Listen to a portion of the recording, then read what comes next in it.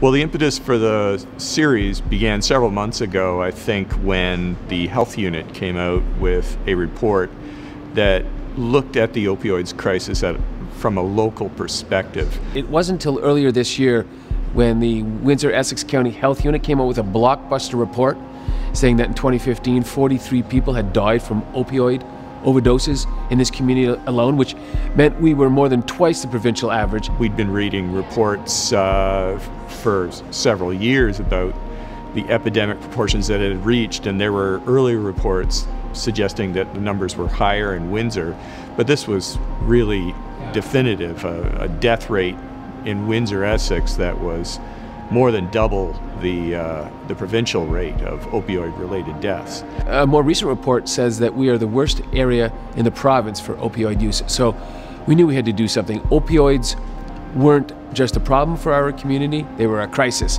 So one of the most shocking things about working on this series was just how widespread the epidemic has become.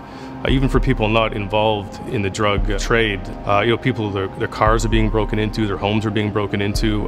It's affecting all levels of society. We have spent several months fanning out, trying to talk to everybody in all walks of life concerned with this issue, which includes doctors, family members, and actual addicts. It took me several months, but I did finally arrange an interview with an opioid addict.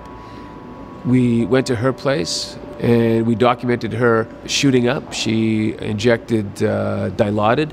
She literally wakes up, does opioids, and then spends the day looking for it. And as she says, her whole life revolves around opiates. But a lot of the people we talked to who died were people who got involved in these drugs, often recreationally, often as teenagers, really got heavily into it in their 20s, and by their early 30s were in desperate straits and ended up overdosing.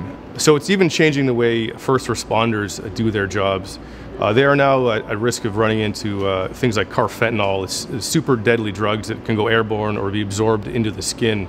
So they need to protect themselves. So police and paramedics are now wearing masks. They have gloves just to protect themselves because they don't know what they're going to walk into when they walk into a scene. Paramedics now carry extra doses of antidotes to help overdoses. People, when they think of a drug addict, they have something in their mind of what a drug addict is.